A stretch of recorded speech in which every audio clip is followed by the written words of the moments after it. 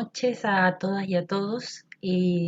Quería contarles que hacer la preparación del trabajo de hoy fue bastante significativo porque me parece que no habíamos hecho una sistematización para comprender el modo en que este proyecto de la Diputación de Laura se había desarrollado e implementado. Y el recorrer los antecedentes, las experiencias y intentar darle una estructura para presentar acá fue de mucho aprendizaje para mí también, ¿ya? Así que también gracias a la escuela por invitar a personas que no somos miembros plenos del partido, pero que algo conocemos de él, eh, pudiéramos aportar, porque sin duda cualquier preparación para tratar de entregarla a otro a uno le implica siempre un aprendizaje, una nueva reflexión sobre la experiencia, y eso es valioso porque es netamente humano, digamos. Si a uno le resbalaran la experiencia y quedaran como nada, la verdad es que estaría atentando contra su propia esencia, que es el tema del tiempo, del movimiento, de la integración de los espacios temporales en la propia experiencia para poder avanzar y crecer. Así que si les parece partimos. Voy a compartir la pantalla. Aquí estamos entonces, la Escuela de Invierno, en la tercera sesión. Esta tercera sesión se refiere a el efecto de demostración de la Diputación de Laura Rodríguez. Entonces lo primero que vamos a hacer es conocer un poquito, para quienes no la conocen, quién era Laura Rodríguez o quién es Laura Rodríguez, depende del punto de vista. Y encontré una biografía que me gustó mucho porque es sintética pero es abarcativa de quién era Laura, y que, como en los PowerPoint anteriores, agrego siempre la referencia abajo por si alguien quiere ir a la fuente. Laura Rodríguez nació el 1 de abril de 1957, tendría ahora 64 años más o menos. Mujer humanista, alegre, sensible y con una inmensa fortaleza interna. Ella fue ingeniero civil de la Universidad de Chile, estaba casada con Dario Ergas, con quien tuvo un hijo cuyo nombre es Simón. Desde muy joven, desde su época de estudiante universitaria, fue miembro del movimiento humanista, cuyo fundador es Mario Rodríguez Cobo Silo. Laura fue la primera mujer en Chile que fue precandidata a la presidencia de la República. Eso fue en 1988, proclamada por el Partido Humanista, aun cuando ella no tenía la edad para ser en ese minuto candidata a la presidencia, porque la edad eran 40 años. Pero se presentó además para que se generara un precedente de que una mujer podía tomar las riendas de un gobierno en nuestro país. Fue presidenta del Partido Humanista, fue vicepresidenta de la Internacional Humanista, elegida en 1989, fue diputada por lo que era el Distrito 24, que era la Reina y Peñalolén, en 1990, la eligieron en el 89 y asumió en marzo de 1990, y siendo parlamentaria fue presidenta de la Comisión de Salud de la Cámara Baja desde 1991. En esta tarea de ser parlamentaria, se encontró con la necesidad de que la política estuviera realmente al servicio de la gente. Sus asesores, los equipos que se conformaron en torno a su trabajo parlamentario, fueron personas del pueblo. Y su estilo, el estilo de Laura, fue tender puentes de participación ciudadana, ser la voz de los sin voz. Y le pasó una cosa muy curiosa que después vamos a ver qué fue. Al defender a la gente con fuerza inédita, fue atacada por los parlamentarios por no tener lo que ellos llaman, comillas, dignidad parlamentaria. Sin embargo, siguió fiel a sus principios y con más potencia que nunca presenta sus proyectos de ley, tales como la Ley de Responsabilidad Política, que fue la primera que se presentó en cuanto ingresó al Parlamento, logró el patrocinio de Andrés Elwin y de algún otro diputado, pero nunca llegó a sala a ser discutida, y lo que planteaba esa ley, que en realidad otro gallo cantaría probablemente en Chile si se hubiera discutido y aprobado, es que los parlamentarios tenían que rendir cuenta de su gestión ante sus electores. Y si no cumplían sus promesas electorales, los electores tenían derecho a destituirlos de su de su puesto, ¿no es cierto? Eh, Lamentablemente eso nunca se discutió, pero también sentó un precedente de lo que sería el plan que esta Diputación tenía, que vamos a ver más adelante. También presentó la ley de iniciativa popular, o sea que la gente pudiera ponerse de acuerdo con una cantidad de firmas y presentar leyes al Parlamento, cosa que todavía no es posible hacer. Presentó ley sobre derechos reproductivos, ¿no? Presentó la ley de divorcio vincular, la primera. Presentó ley sobre el servicio militar optativo, cambio en la calidad de hijos ilegítimos, que fue una gran pelea, porque acá existían, como dice Salazar, los hijos guachos, los hijos que no tenían padre, que aunque sí lo tenían, no tenían su apellido y no tenían los mismos derechos que los otros hijos. Ley de no discriminación, entre otras leyes, ¿no? Se presentaron en un periodo de tiempo muy corto, aproximadamente 3 años, una cantidad increíble de leyes al Parlamento. Fue muy prolífera este proyecto de diputación en presentar proyectos de ley. Laura se enfrentó a la muerte en 2 oportunidades, pero eso no fue un obstáculo para seguir adelante. Con ánimo y fe continuó concretando intenciones, apasionada por la gente e impaciente frente a la injusticia. Laura tuvo un cáncer de mama, se recuperó, pese a los riesgos que podría incluir. Ella quería ser mamá y entonces se embarazó y tuvo su hijo Simón.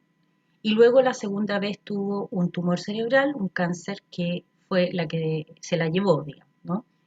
Pero durante todo el periodo no dejó jamás de hacer aquellas cosas que la inspiraban, ¿ah? Ni participar de este proyecto del que era parte con todos nosotros.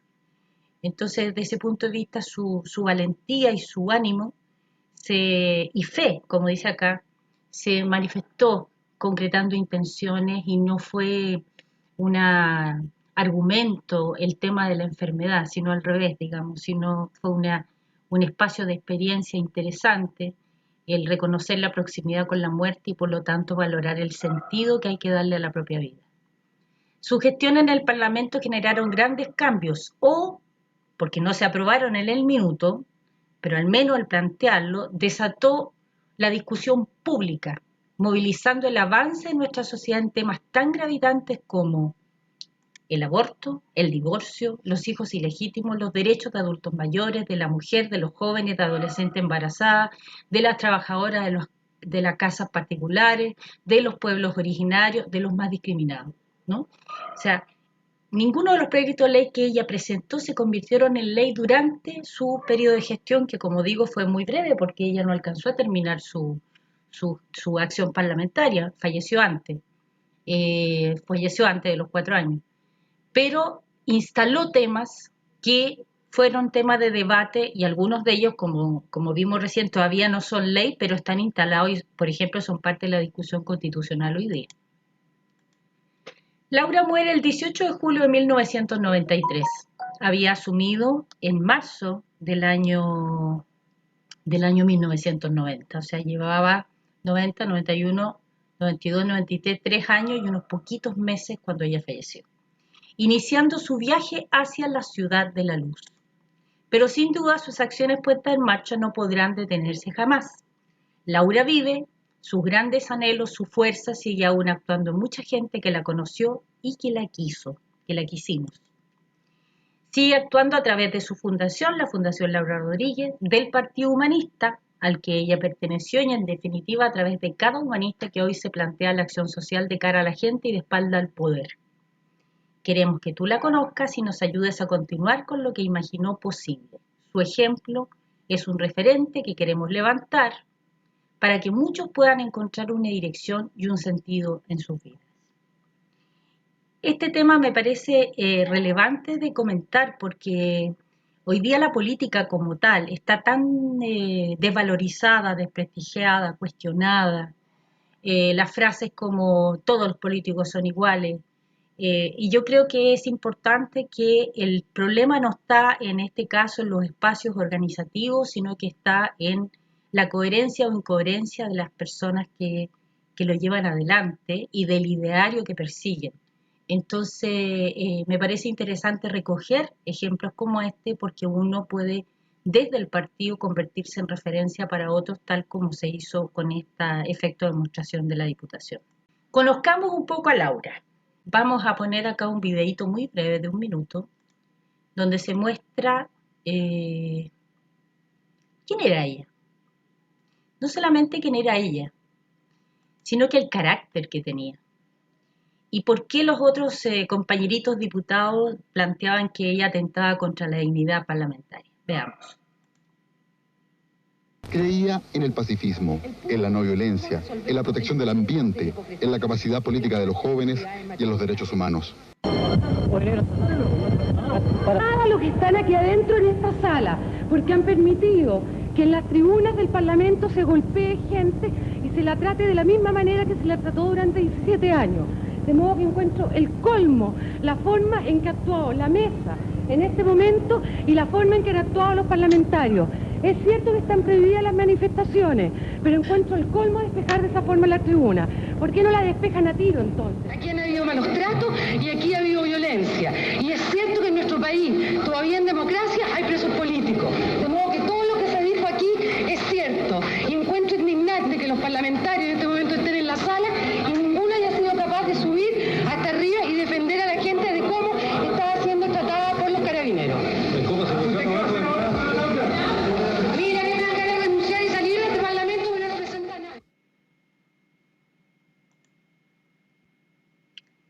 Me dan ganas de renunciar y salir de este parlamento que no representa a nadie, decía el año 91, llevaba 1 año y medio de parlamentaria, y cuando ella volvió, bueno, les voy a contar una anécdota, porque por casualidad yo estaba al lado de Pepe Férez en el momento en que Laura, no, las comunicaciones en el 91 no eran como ahora, que son instantáneas, para uno le llega un mensajito, un tuit, un WhatsApp y se entera al tiro, en esa época no era así. Entonces Laura lo llama por teléfono al Pepe, yo estaba justo con él, y le dice, disculpen la palabra, esta es una escuela, pero así dijo, Pepe parece que la callé, le dijo. ¿Por qué le dicen Lala? ¿Qué pasó? Porque todos le decíamos Lala. Entonces dice, es que me dio tanta rabia porque había gente que eran los familiares de detenidos desaparecidos que estaban reclamando arriba en el Parlamento porque se estaba discutiendo el tema y hubo unos discursos indignantes y la gente se puso a gritar. Y resulta que mandan a desalojar la sala desde la mesa, suben los carabineros y agarran a la gente a tirones y a golpes. Y entonces Laura se para y empieza a gritarle a todos ahí, pero ¿cómo permitimos esto? Y ella va y sube la escalera donde estaba arriba la tribuna, donde estaba la gente, y empieza a pelear con los carabineros, con los pacos, para que soltaran a la gente.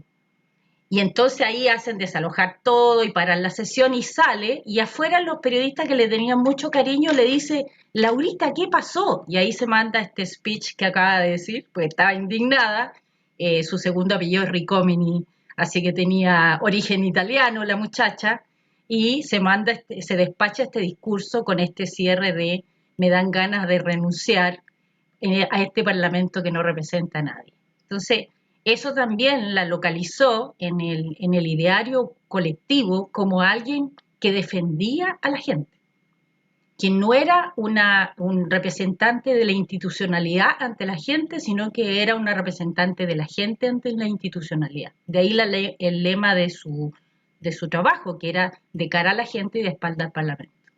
Entonces quise compartir esta pequeña escena que fue muy significativa y que circuló por todos lados y que por supuesto a todos nosotros nos puso muy orgullosos, digamos, ¿no? De esta mujer tan paralilacha que le da lo mismo que al día siguiente le hicieran el vacío el resto de sus colegas, salvo honrosas excepciones, porque estaba atentando contra la dignidad parlamentaria por el hecho de hacer estas cosas, de salir a defender a la gente.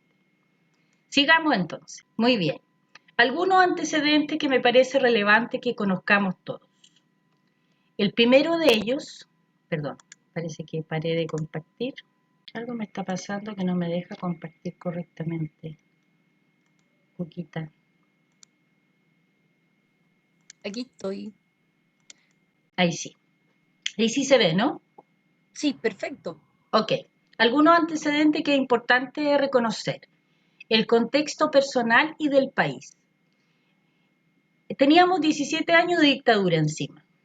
el año 88, como contamos en la sesión del lunes, se había realizado el plebiscito del 5 de octubre del 88 del sí y el no.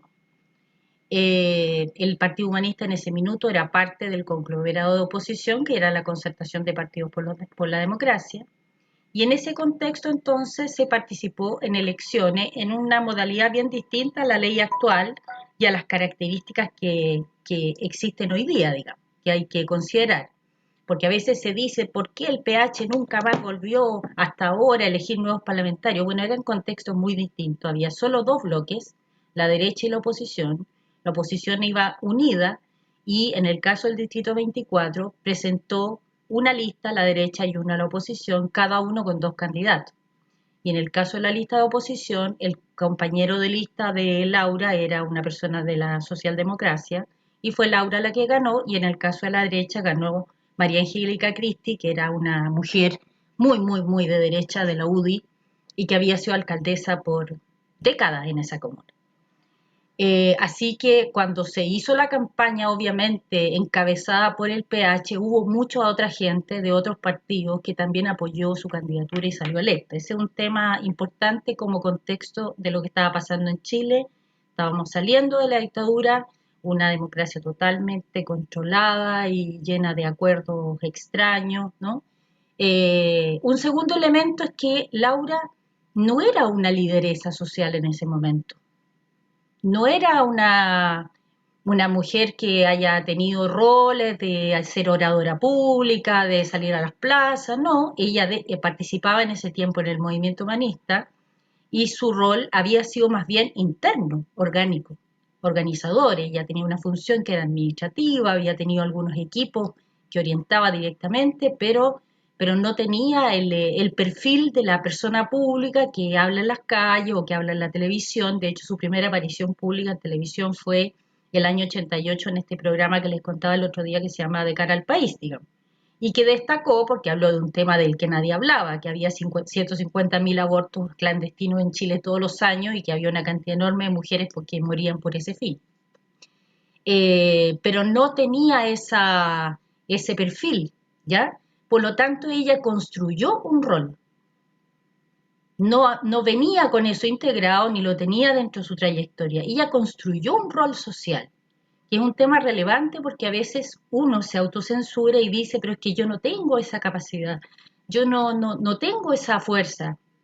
Yo recuerdo, tal vez acá hay algunos amigos que estaban allí, en el primer discurso que hizo Laura siendo candidata en una plaza en Villa La Reina, ¿no? Que para quienes no conocen es como la parte más pobre de una reina, que en general es de nivel social más alto. El primer discurso público que hizo ella, que la presentó además un amigo nuestro que se llama César Agüey, fue un desastre para los que estábamos mirando ahí. No era una oradora exigua, digamos. Por lo tanto, se constituyó y se construyó su rol público, que es el que luego lo conocemos en escenas como la que acabamos de presentar. Y otro tema que es muy valioso es el tema de que ella, como todos nosotros, como cada uno de nosotros, y que es lo que va a trabajar en el taller Iván el sábado, tenemos múltiples virtudes. En el caso de ella, de las que yo recuerdo previas a que se hiciera un líder social, era una mujer sumamente trabajadora, estudiosa pero a rabiar, además muy sistemática en las cosas que hacía. Ella escribía todas las cosas que tenía que preparar, si había elementos discursivos los escribía, todo estaba. De hecho, cuando ella falleció, el recopilar sus libros no fue una pega tan difícil porque ella tenía todo escrito. Y era muy rigurosa en su trabajo y no le gustaba improvisar sin tener fundamento. Todas esas virtudes ella las puso al servicio de un proyecto colectivo, desde un emplazamiento de paridad con los otros, atendiendo a que las virtudes de cada uno de los miembros del equipo que constituían la Diputación tenían que converger en una misma dirección, y eso es lo que iba a permitir que esto avanzara y no otra cosa. Y el otro tema es la inspiración, el desde dónde se hace lo que se hace. Ella no era una mujer popular, no era de condición económica pobre, era de condición económica alta.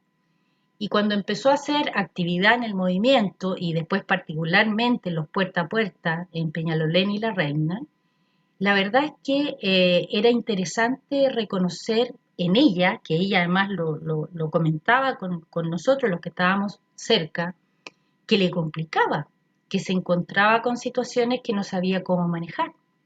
Y entonces hizo una cosa valiosísima y que la vamos a mencionar más adelante.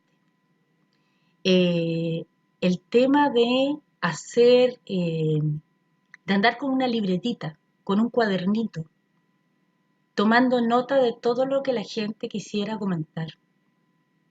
Ese tema, que es un tema a mi juicio sumamente valioso, es reconocer que la sabiduría está en el pueblo y que si ella o cada uno de los que estamos acá queremos ponernos al servicio de ese pueblo, lo primero que tenemos que hacer es escucharlo y no ir a decirle cosas, sino que escuchar para saber, para conocer, para aprender. Porque si nosotros vamos a ser voceros de ellos, lo primero que tenemos que hacer es escucharlo. Y eso es una cualidad muy inspirada de alguien que pretendía ponerse de rostro público de un proyecto colectivo, ¿no? Así que eso es un tema interesante, el contexto personal y del país, que ella se constituyó en una líder social que puso su virtud al servicio de un proyecto colectivo, y el tema de lo que la inspiraba, desde dónde podía avanzar en esa dirección. Esta sesión se llama efecto demostración, ¿ya? ¿Y por qué se llama efecto demostración? Vamos a tratar de caracterizar lo que es un efecto de demostración. Tiene ciertas claves. Un efecto de demostración lo es en tanto marca una referencia, un camino, ¿ya? O sea, alguien de afuera puede mirarlo, observarlo y decir, yo quiero hacer algo similar a esto, porque esto me gustó, esto me identifica, yo quiero construir en esa dirección. Puedes hacer una cosa muy linda, muy interesante, pero si no la conoce nadie, no se va a convertir en un efecto de demostración. Tiene que tener esta cualidad que sea conocida y que marque una referencia, un camino. Un efecto de demostración también es demostrar en los hechos que algo puede arrancar desde otro lugar, o sea, tener una intención de fondo de otro tipo, que no es, por ejemplo, en la esfera política, la propia valoración que puedan hacer de mí, de mi capacidad, de mi inteligencia, de mi belleza, de mi dinero, de mis privilegios, de lo que sea, sino que arranca de un proyecto que realmente pretende ponerse al servicio del pueblo de Chile, ¿no es cierto?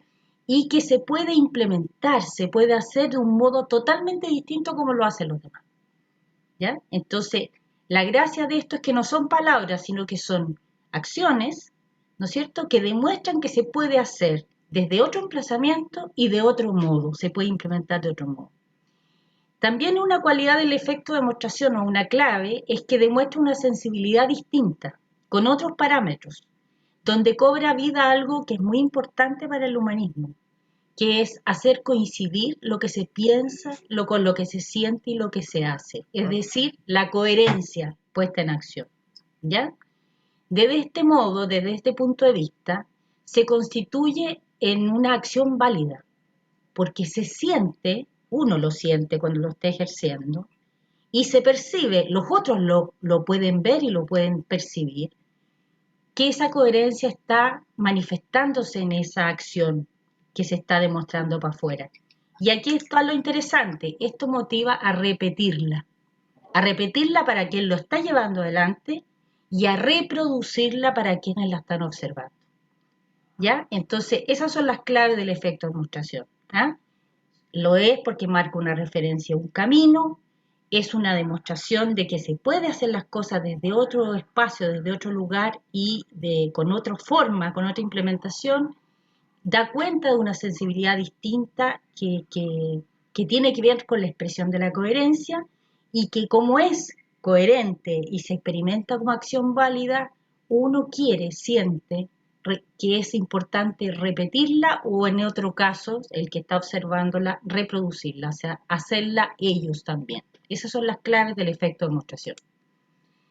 ¿Qué característica tuvo este efecto de demostración? El primero de ellos es que tenía un sentimiento y un ideario, ¿ya? de ahí arranca, de un sentimiento y un ideario que es el del humanismo universalista. Hace 2 días, cuando conversamos sobre el tema de la rebelión contra lo establecido, hablamos de lo que era la actitud humanista. En esa actitud humanista está sintetizado el ideario y el sentimiento del humanismo universalista. Segundo, ¿qué otro elemento tenía este efecto de demostración? Tenía un propósito, ser la voz de los que no tienen voz, que ese era un tema muy importante.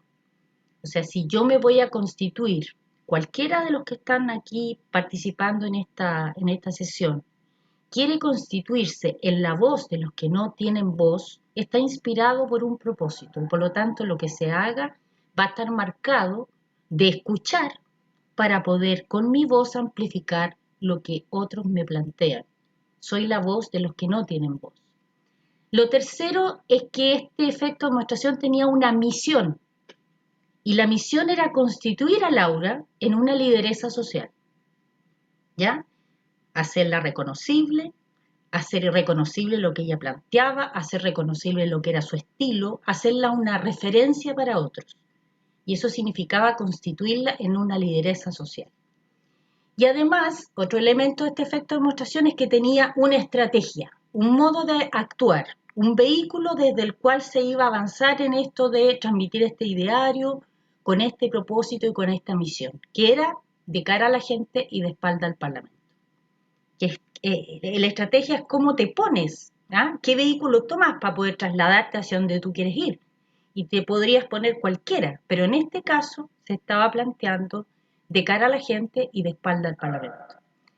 Y aquí me detengo un poquito a mencionar una experiencia que ella transmitió luego cuando le correspondió apoyar las candidaturas municipales que se dieron el año 93, ¿ya? Y entonces invitó a los que eran los candidatos humanistas, algunos de ellos que estaban en Santiago, a irse a la rotonda de Quilín, ¿ya?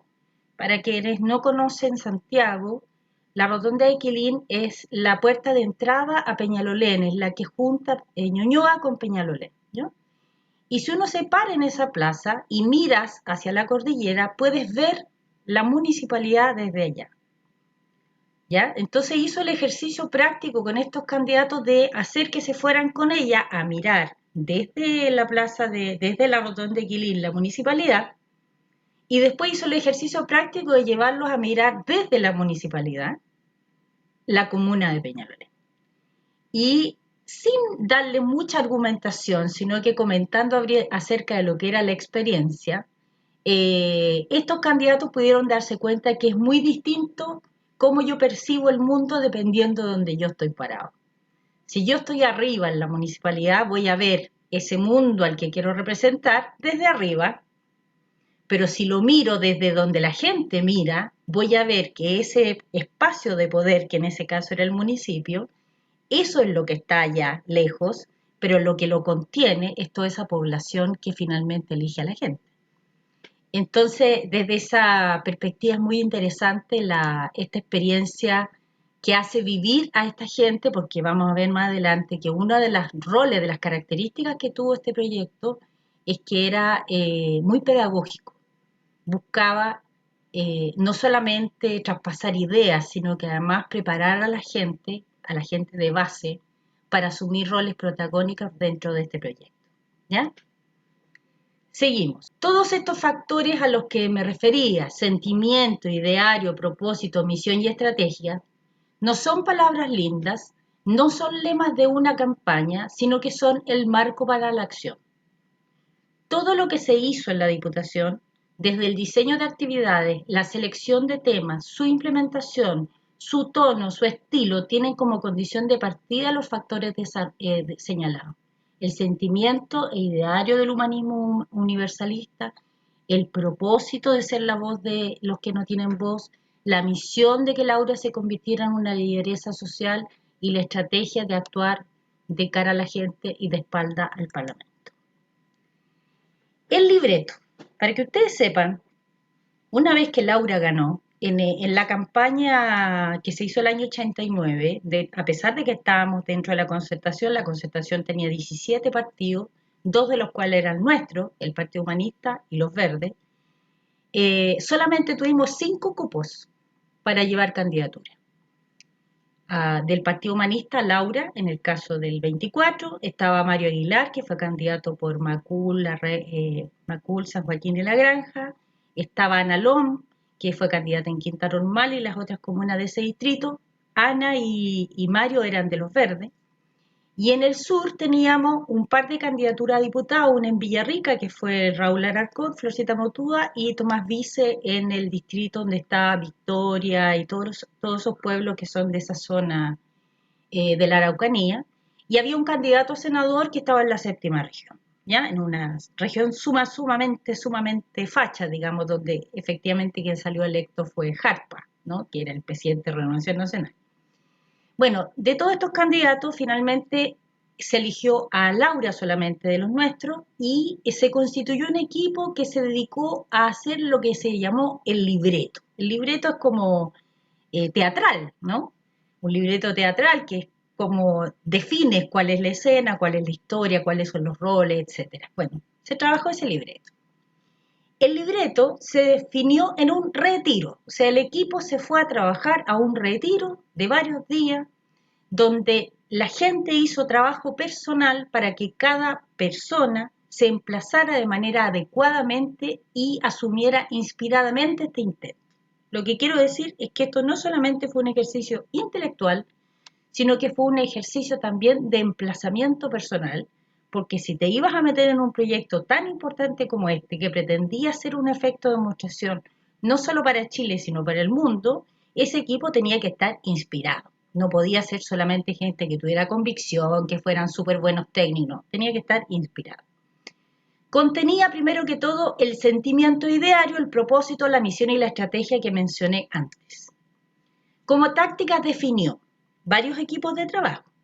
Equipo político, por supuesto, técnico, que fuera un soporte de contenido para el trabajo de la diputada, que posteriormente se conformó como una organización que fue Corporación Futuro Humano, que se conoce como Corfú en su sigla, un equipo legislativo, donde participó nuestro amigo Juan Enrique, que no sé si ahora está presente, Juan Enrique Prieto, un equipo territorial, ¿ya? Que era el más grande sin duda y el más relevante, digamos, un equipo de comunicaciones porque, como explicaba antes, un efecto de demostración es tal porque se hace conocido, por lo tanto tenía que haber difusión de lo que allí se hiciera, y una cosa importante que era un equipo de acompañamiento a la diputada, tanto de acompañamiento afectivo, que se ocupara de ella, que la movilizara, etcétera, pero también que la ayudara a reubicarse en el momento en que se descentrara, la ayudara a recuperar su centro, la tirara para arriba, o sea, un equipo humano cercano,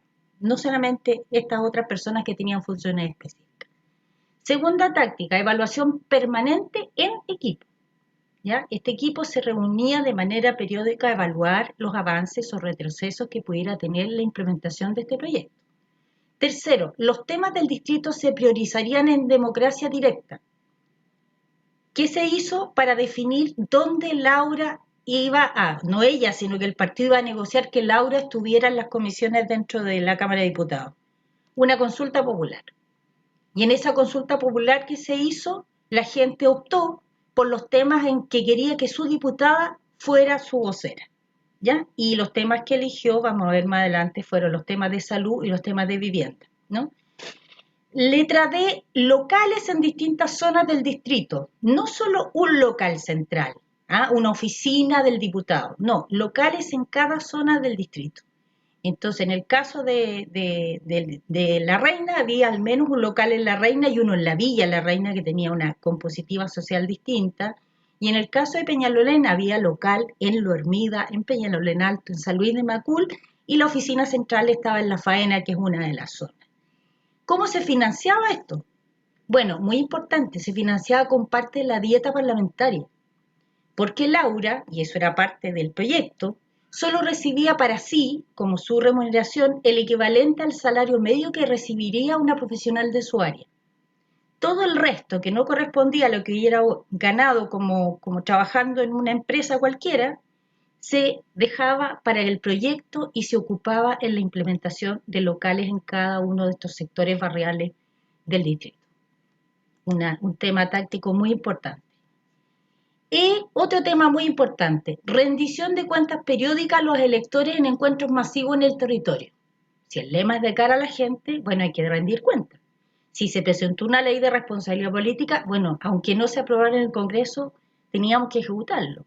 Y se hacían unos eventos extraordinarios, que después podemos dar un espacio para testimonio a los que estuvieran ahí, unas porotadas en unos gimnasios que preparaban las mismas vecinas, de las mismas que ahora seguramente organizan las ollas comunes, y la gente se sentaba a comer poroto y la diputada explicaba públicamente lo que había hecho, lo que le había resultado, lo que no le había resultado, las cosas que pensaba hacer, rendía cuenta pública periódica a sus electores, ¿ya? Y pedía también feedback de los electores, obviamente. Y eso también lo plasmaba en documentos que eran difundidos masivamente en la gente de ese distrito. El otro tema era el rol público de vocería permanente de los conflictos sociales que afectaban al pueblo. En este emplazamiento de cara a la gente y de espalda al Parlamento, el rol era interpelar al poder, es decir, golpearlo, no quedarse callado ante nada. Obviamente ese tipo de situaciones en varias ocasiones hacía que llamaran a los dirigentes del partido, que cómo es posible que la Laurita diga A, B, C. Pero bueno, acá la misión, era ser la voz de los que no tienen voz, por lo tanto, ella tenía esa función y se amplificaba con la acción de todos estos equipos que mencioné anteriormente. También otro tema importante como táctica de este libreto es la acción directa en la resolución de conflictos. No solamente denunciar temas o plantear qué es lo que habría que hacer, sino que ejecutar. Y eso fue muy importante para los enfermos de VIH en esa época, los que eran portadores de VIH, porque en Chile no existía ninguna protección para ellos. Entonces se implementó un acuerdo con un amigo que también era humanista, que era canadiense, y se consiguió traer medicamentos para el VIH que se le entregaba gratuitamente a la gente. Eso era muy importante. No solamente decir, sino que además hacer. Lo mismo en el caso de vivienda, ¿ya? Una de las tácticas fue la organización, que la vamos a ver más adelante, de territorial, pero se armaron centros de acción de la vivienda y se gestionó para que la gente tuviera su vivienda y se quedara viviendo en su comuna, que era muy importante, o al menos cerca, y se logró, que fue también importante en ese periodo de tiempo. Muchos centros de acción de la vivienda consiguieron vivienda o en Peñalolén o en Ñuñoa, que estaba justo cruzando Américo Vespucio. Otro tema importante era la internacionalización del proceso. Laura fue la primera diputada humanista de la historia, pero el Partido Humanista estaba en 40 países. Por lo tanto, era muy relevante lo que se hiciera con este proyecto de diputación en Chile. Era una referencia para el mundo, no solamente una referencia para nuestro país. Por lo tanto, siempre se mantuvo ese vínculo y esa relación con la Internacional Humanista y con todo el movimiento humanista en el resto del mundo. Otro tema era la organización de la base territorial. También hay un elemento de contexto ahí muy importante. La dictadura destruyó el tejido social, lo destruyó. Las juntas de vecinos tenían dirigentes designados, así como en las universidades tenían dirigentes designados, también en las juntas de vecinos designados por el gobierno de turno, que eran gobiernos de derecha, y la gente se empezó a organizar para luchar contra Pinochet, pero ellos no tenían trayectoria ni tradición de ser orgánicos. Entonces se apoyó, de hecho se instaló Corfú, que era la organización que trabajaba en este equipo y se dedicaba a eso, una casa en Peñalolén, cuya única misión era ayudar a articular estas intenciones humanas en organizaciones de base en torno a los conflictos de salud, de vivienda, mujeres, niños, jóvenes, lo que fuese, y además cualificarlos para que supieran cómo moverse ante la institucionalidad, en rol, etc. Y por lo tanto, eso fue muy significativo porque varias de esas organizaciones persisten con mucha fuerza hasta el día de hoy.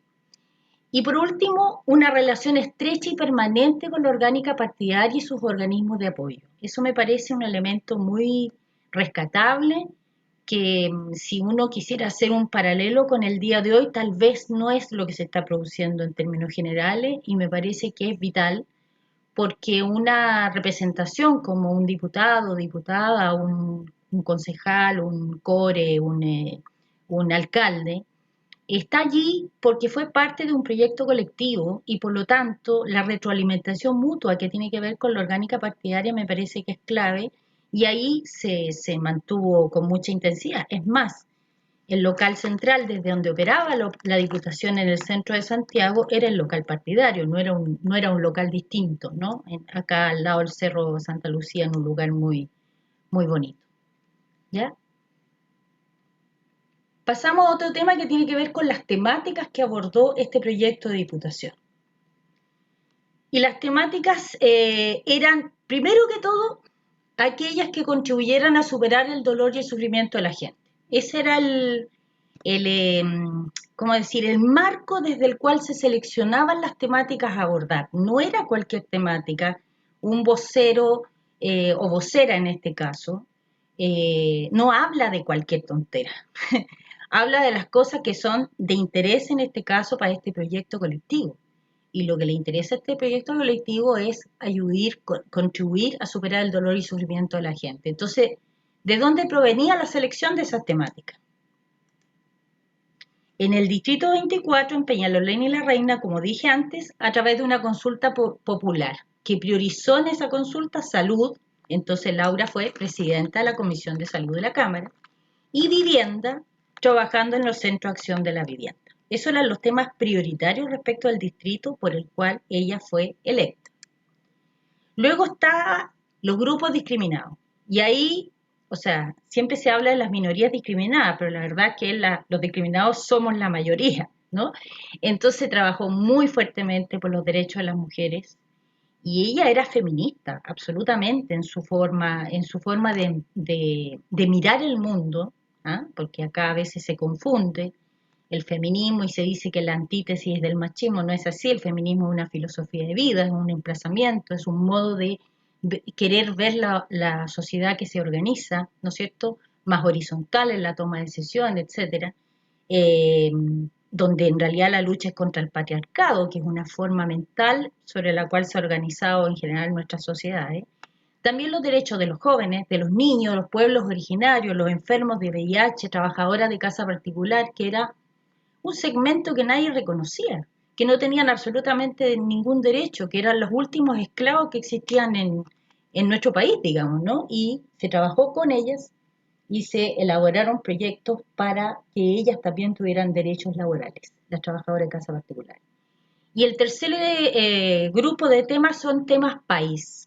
Entonces, por supuesto, ahí estaba el tema de los derechos humanos, el tema de la democracia, o sea, siempre se planteó la necesidad de transitar desde la democracia formal, que fue la que estaba implementada y hasta hoy día, hacia una democracia real o participativa, los temas del feminismo, ¿ya? O sea, Laura en sí misma era una representante feminista, no solamente por lo que decía, sino por cómo se emplazaba en las relaciones de poder, sobre la paz y el desarme, sobre las diversidades, sobre la protección del medio ambiente, y un tema específico fue el tema de la salud reproductiva, que hablaba de la educación sexual, el tema del embarazo adolescente, el tema del aborto, como temas muy, muy relevantes que atañían a más de la mitad de la población chilena.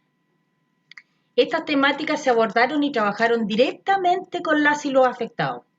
Aquí no había un grupo de expertos que se trabajaba aparte y entonces ahí de lo que se le ocurría, no, se trabajaba directamente con los grupos afectados por cada uno de estos conflictos y además con quienes habían desarrollado trabajo en esa área.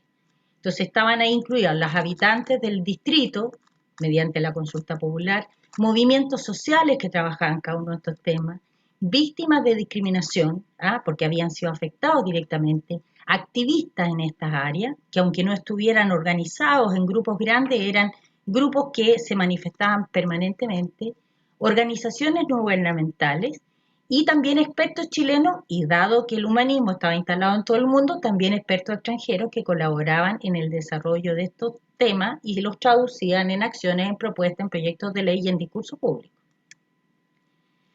El estilo que tenía esta diputación. Primero era alegre y con mística, con fe en el futuro.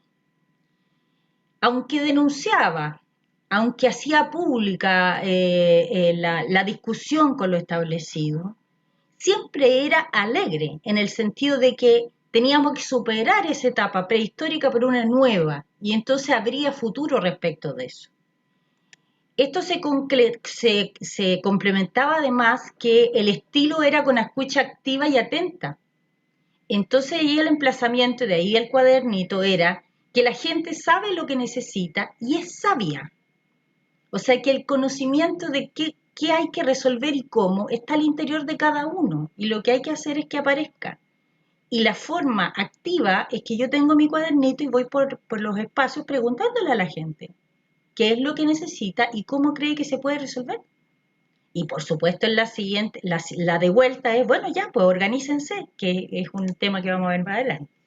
Totalmente irreverente, cuestionando lo establecido, no solo en términos de contenido, sino que de forma. O sea, esta comilla salida de madre del ala, mandando a la punta del cerro a los que estaban en el Parlamento porque no estaban apoyando a la gente que estaba siendo violentada, no estaba bien visto. Había que ser compuestito. La dignidad parlamentaria tenía que ver con ser gente bien portada. Y hacer estas cosas estaba totalmente fuera de lugar. Entonces, parte del estilo tenía que ver con esa irreverencia, con salir con aquello que siento del modo que lo siento. Si ustedes se fijan, ella en su discurso no dice ningún garabato, pero dice con intensidad lo que quiere decir y hace referencia a las temáticas con mucha fuerza hasta el punto de decir, me dan ganas de renunciar a este parlamento que no representa a nadie, digamos, que fue muy fuerte, ¿no? Tal vez mucho más fuerte que decir un garabato. Con propuestas. El estilo con propuestas no solamente diseñaba caminos de solución, por ejemplo, un proyecto de ley, por ejemplo, una propuesta específica que pudiera implementarse en el largo plazo, sino que también concretando implementaciones prácticas, como decíamos, el banco de medicamentos para los enfermos de VIH, pues si no esa gente se moría. No podías esperar a que surgiera una ley, que de hecho surgió varios años después de que ella murió, para que hubiese acceso a los medicamentos de parte de los enfermos de VIH. Había que tener remedios para los enfermos de VIH, por lo tanto se gestionó que eso estuviera disponible.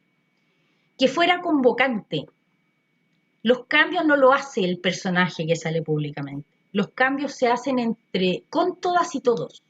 Por lo tanto, no solamente admírenme porque yo soy chora y soy capaz de decir estas cosas que son tan fuertes y que a ustedes los conmueven, sino además le decía a la gente, hay que hacerse cargo. O sea, por eso decía, cuando ibas al barrio, a la Villa Las Torres, en San Luis de Macul, una población de gente trabajadora, con mucha pobreza, y entonces había mujeres que vivían de allegada, y les decía, bueno, pues, organícense y formen un centro de acción de la vivienda, y si se tienen que tomar un terreno, háganlo. De hecho, lo hicieron. Lo hicieron en ese espacio y finalmente eso produjo ciertos cambios que esas familias pudieron lograr sus casas, ¿no? Entonces es convocante, los cambios se hacen con todas y todos. Y también pedagógica. Colabora en la organización de la gente, pero esta diputación también cualificaba en términos personales estoy hablando de trabajo personal, para mantener un centro, para estar distenso, para ser capaz de tener comunicación directa con otros, para reconocer y potenciar las propias virtudes, trabajo personal, para la transformación social, o sea, organizarse con otros para transformar el medio en el que estabas viviendo. Entonces, me falta el último elemento del estilo, que es el sello propio. Laura no era igual a ninguno de los demás diputados, ¿no? Ella era frontal, con su forma, con su estilo, pero era cariñosa. No era bruta, era delicada, se arreglaba, siempre andaba muy linda, ¿no? No usaba estas cosas de 2 piezas, súper formal como de oficinista, no, tenía su propio estilo de pinta, de ropa, que ella le hiciera sentir cómoda. Iba al Parlamento con zapatillas y eso le gustaba. Hoy día es normal, en esa época no lo era. Tenía un sello propio, un estilo reconocible, ¿ya? Que era el sello y el estilo de Laura Rodríguez. Vamos a pasar a otro tema. que tiene que ver con Lala como referencia de vida. Ya vimos un poco quién era ella, vimos la forma como se enfrentaba a lo establecido, vimos cómo se construyó este proyecto y dijimos que habían ciertas características que tiene que tener un efecto de demostración, ¿no es cierto? Que además para poder llevarlo adelante se construyó un libreto y ese libreto tenía determinadas prioridades, ¿no? Tenía unos equipos que trabajaban, tenían una forma y un estilo, una metodología de funcionamiento, tenían además ciertas tácticas específicas a implementar y se abordaban los temas siguiendo, por supuesto, todo ese libreto, no solamente en cómo se detectaban, sino cómo se asumían y cómo se difundían públicamente. Pero había una cosa que no estaba en el libreto. En el libreto nunca estaba que Laura se iba a enfermar.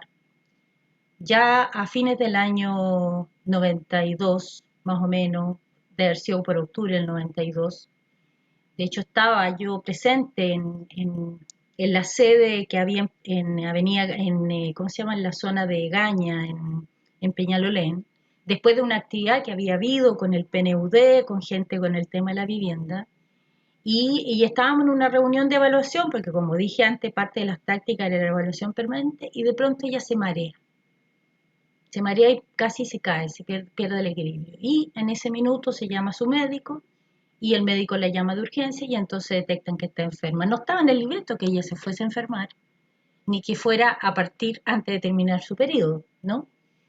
Pero el testimonio, la referencia que terminó dando Laura, aun cuando sabía que esa enfermedad había que darle la pelea, pero era muy difícil que se recuperara, era que nos enseñó a todos nosotros, a los humanistas, pero también a toda la gente que estaba en su entorno, que la quería, e incluso a los que no la querían, porque eran sus opositores, que en realidad uno siempre tiene que tener copresencia de que uno es finito, que hay una finitud, y por lo tanto que es mucho más importante darle sentido a la propia existencia.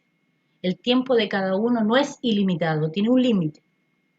Y la conciencia trata de buscar que hay más allá, pero igual tiene un límite. Cuando mueres no sabes lo que pasa después. Bueno, y si eso es mañana, ¿qué fue lo que hiciste con tu vida?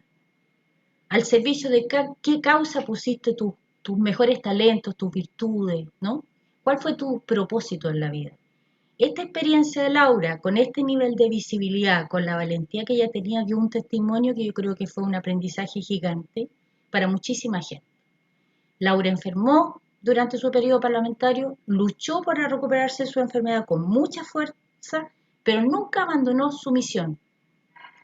Recuerdo una cosa muy conmovedora que fue el acto de entrega de títulos de dominio a personas que se habían construido como centros de acción de la vivienda en Peñalolén y que en el gimnasio Manuel Plaza, que está en Ñuñoa, en Santiago, le iban a entregar los títulos de dominio. Y ella ya estaba muy enferma y dijo, yo quiero ir.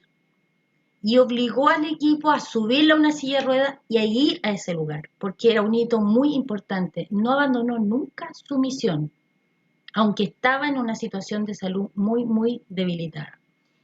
Sin duda, Laura Rodríguez dio cuenta de la grandeza de su espíritu y dio testimonio de que la vida no tiene sentido si todo termina con la muerte.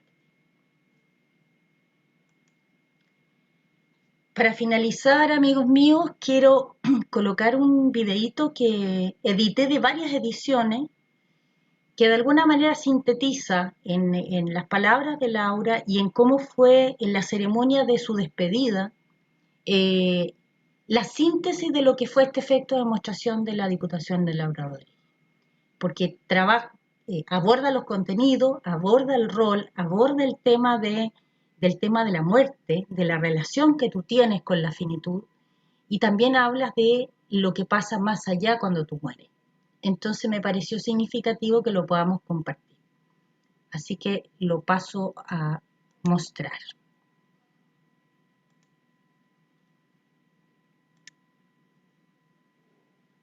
Las encuestas dicen que a la gente no le interesa la política.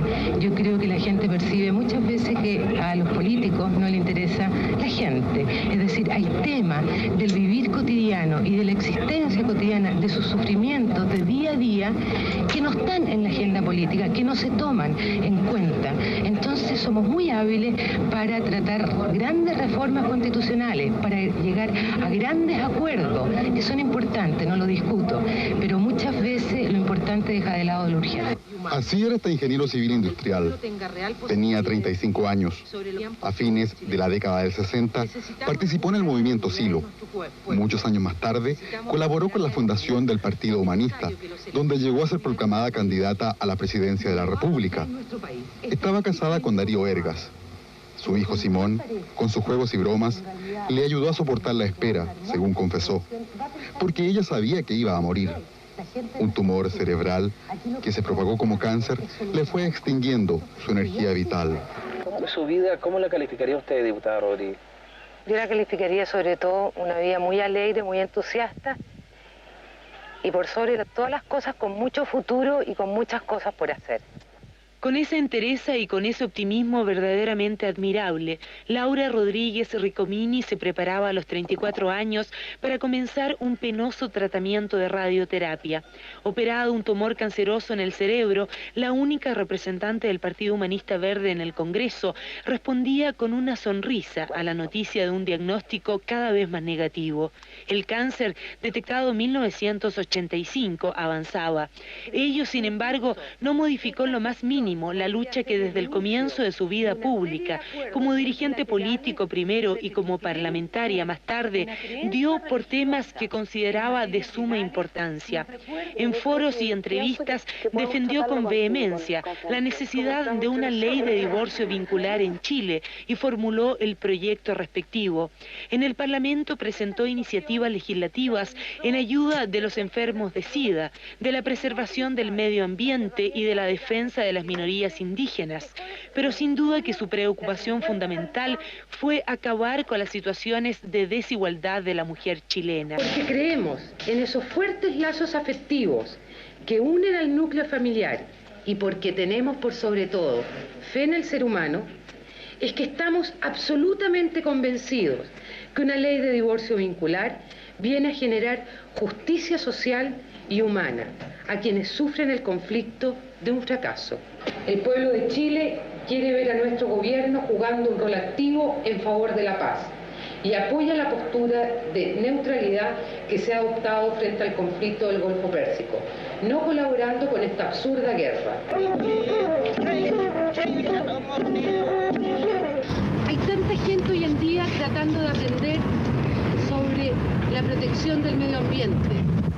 Sin embargo, toda esa sabiduría está en ellos que saben cuidar la tierra. 6 años luchó contra la enfermedad que acaba de quitarle la vida, un tiempo que, según dijo, le sirvió para pensar y enfrentar el tema de la muerte. Muchas veces tú vives, pero vives por pasar el tiempo casi, sin ningún sentido, sin ningún proyecto.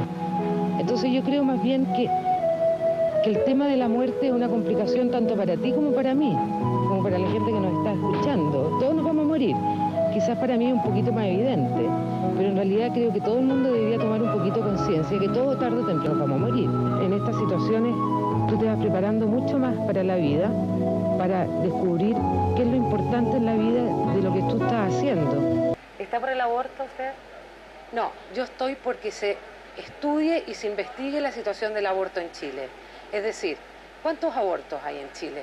Tú sabes que hay 150.000 al año, abortos clandestinos, que implican muerte, que implican dolor. Y eso no se ha estudiado, no se ha investigado exactamente. Yo creo que nadie está a favor del aborto, primera cosa. Lo que sí se requiere es hacer un diagnóstico de la realidad y no esconder el problema. Y lo que soluciona el divorcio es que existe un amparo legal para el hombre, para la mujer y también para los niños, cosa que no existe hoy en día en Chile. Y además soluciona el hecho que existe una ley justa para todos y no solamente para los que pueden pagar y pueden mentir. Bueno, creo que el servicio militar, en definitiva, es una actividad que te enseña a usar armas, te enseña a matar a otros seres humanos. Y yo creo que debería ser opcional. que no puede ser que a nadie se lo obligue a portar armas y a nadie se lo obligue a aprender a matar a otros seres humanos. Bueno, el virus de altura creo que es algo que le sucede a mucha gente que está en cargos públicos, en cargos políticos o no políticos, también le pasa a los artistas a veces, ¿ya?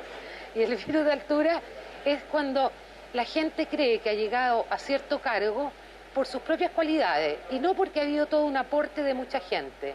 Y entonces en el fondo, ¿qué empieza a pasar? Que se empieza a creer la muerte. Y como se empieza a creer la muerte, olvida todo el trabajo que ha habido detrás para llegar a ese cargo y se olvida de la gente. Y al olvidarse de la gente empieza a tomar decisiones en contra de la gente. Eso es lo más lamentable. Y eso cuando le sucede a los políticos es muy peligroso. O sea, muchas veces tú ves una persona que se compra un auto, por primera vez sale a la calle y con el auto se cree la muerte frente a un ciclista. Y es capaz de atropellarlo incluso, porque no lo ve, porque está tan embebido en esto de que con el auto se cree que se ha transformado, que en realidad el virus de altura está en todas partes, creo. Es falta de humildad, es falta de reconocimiento. ¿Qué es para usted la dignidad parlamentaria? La dignidad parlamentaria. Sí. Bueno, la dignidad parlamentaria, una cosa es para mí y otra cosa es para los parlamentarios, parece. Porque a mí me han criticado mucho gestos que he tenido, actitudes que he tenido en el Congreso, porque me han dicho que atentan contra la dignidad parlamentaria. Pero la verdad es que creo que la dignidad parlamentaria se gana en la medida en que uno representa a la gente. Y no por tener una actitud, no por tener una ropa tal cual, no porque use o no use zapatillas, sino que en la medida que realmente represento a las personas, soy más digno. Me parece una medida muy interesante, porque creo que nadie quisiera que uno de sus hijos se contagiara de SIDA. Y creo que nadie puede negar, porque estamos entre gente grande, entre gente adulta, sobre todo a esta hora, puede negar que los jóvenes tienen relaciones prematrimoniales.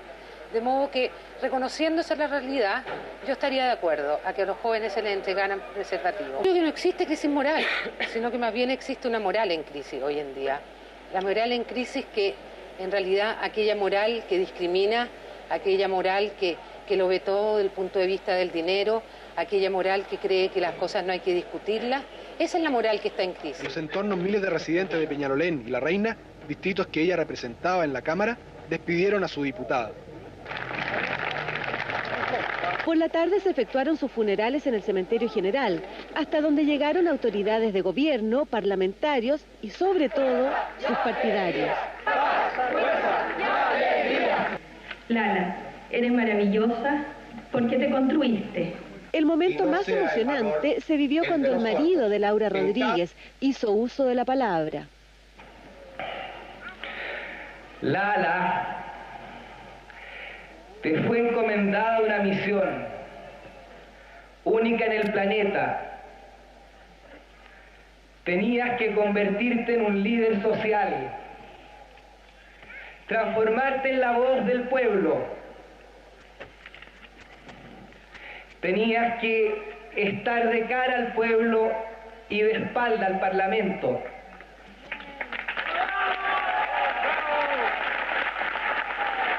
Quiero decirte hoy día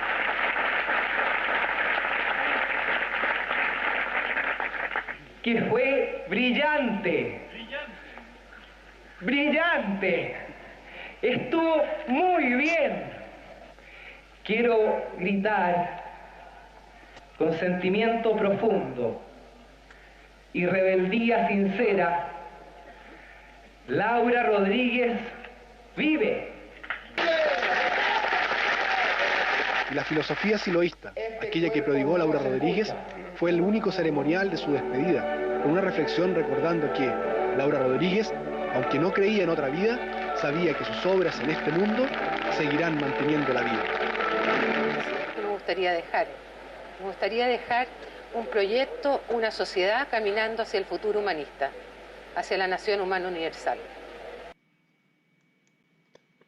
Ahí quedamos, amigos, con esta presentación. Así que, no sé, yo veo acá algunos amigos presentes que vivieron, compartieron la experiencia de esos pocos años. Algunos los conocíamos a Laura de antes, pero el proyecto de la Diputación, que empezó en marzo de 1990 y terminó en julio de 1993, que nos pudieran comentar algún testimonio de su experiencia, ¿no?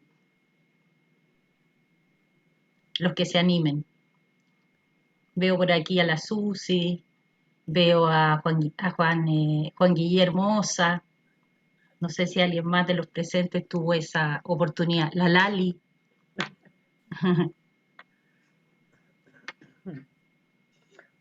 Bueno, lo que puedo decir yo que Lala fue una amiga, fue una compañera, fue un par, fue una mujer valiente, adelantada para su época, por supuesto. Era una gran mujer, una gran líder, una gran amiga, y con una alegría hasta el último momento, digamos, como disfrutando la vida, disfrutando del hacer, de su propósito, de lo que ella iba logrando, estar con la gente, para ella era lo más importante. Realmente nos representaba y nos inspiraba en ese momento, en que estábamos trabajando duramente en una apertura del partido en Chile, incipiente, nuevo, chiquitito, y que lo hizo crecer mucho, y que todavía está presente en todos nosotros. Eso puedo decir. Gracias, Lali. Bueno, yo también voy a decir algo, ya que me mencionaste, Leti. Recordad que, bueno, tanto Leti como yo estábamos en aquel tiempo cuando el movimiento estaba organizado dentro de la misma línea en la que la Lala estaba, ¿no? Yo en ese tiempo, cuando pasó todo esto de la misión del Lala, creo que recorrió el mundo. Yo estaba viviendo en España entonces, y obviamente que era todo un tema porque el movimiento se había cancelado para darle fuerza en ese momento a lo político en Chile, dadas las características particulares que se habían dado en este lugar. Entonces, Lala lideró esto y a mí me tocó estar a su lado en algo que quiero, bueno, que vale la pena, digamos, que la gente que no la conozca, que no la conoció, quiero decir, sepa.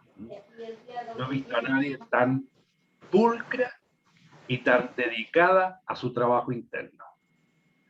Era impresionante, de una precisión, de un estar en tema, es decir, era una persona que se ponía una campana y su misión, su proyecto, tenía tanto sentido para ella que obviamente le hacía, era un reto de transformación, como bien dijiste, Leti, en todas estas cosas de cambio de roles y todo aquello, que efectivamente no solo transformó afuera, sino que se transformó ella, y no lo hizo por casualidad, lo hizo con esfuerzo, con dedicación, con trabajo, y además de todo, aprovechando todas las herramientas que el humanismo brinda.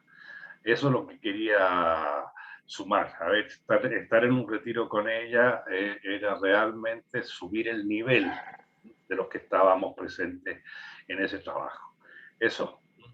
Gracias, Juangui. Susana. Sí, gracias por la presentación. Tú sabes, Leti, todo lo importante que para mí es la Lala. Sí. Tanto que me conmueve hasta el día de hoy. Y a mí. Hay varias cosas que son muy importantes y que yo siento que tienen mucho sentido, como de lo más mínimo, comillas, hasta lo más importante, como ella de cara a la gente, ¿no? Pero en la intimidad,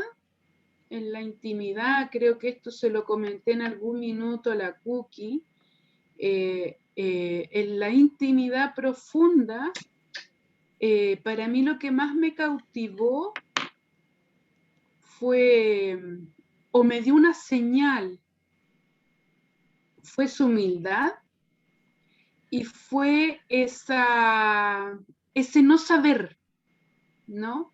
Esa mujer tan simple, tan tímida, porque a mí eso me causó mucho impacto. Cómo ella, siendo tan tímida, tan reservada, tan observadora, se transforma y se constituye en la tremenda mujer. Porque yo recuerdo en esas épocas en donde estábamos en reuniones con el Pepe Fere y que habían otras mujeres que eran bastante peleadoras y ella solo observaba el comportamiento que teníamos en todo el conjunto. Yo no estaba en el equipo como tú, en el equipo de diputación, pero yo sí estaba en el territorio. Estábamos en el armado territorial de los equipos en los cuales se constituyeron como centros de acción, ¿no? En la vivienda, como tú decías, y en la urbanización de las mujeres, por sobre todas las cosas. Hasta el día de hoy a mí me conmueve cuando hemos hecho recorridos de puerta a puerta, que se le recuerda tal como en aquellas épocas nuestras, se le recuerda diciendo, yo a la Laurita la tuve aquí. Yo gracias a la Laurita aprendí a expresarme. Gracias a la Laurita soy dirigente.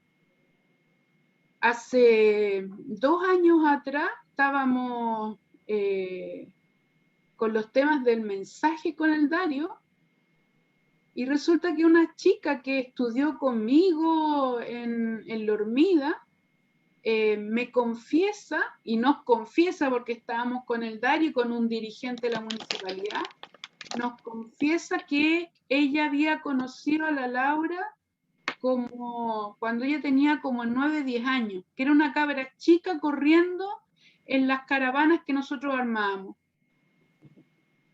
Que su mamá la había alentado que saliera a ver a esa mujer que era rara. Oye, le decía, sale, que anda a ver que esta mujer a ti te va a gustar porque es rara.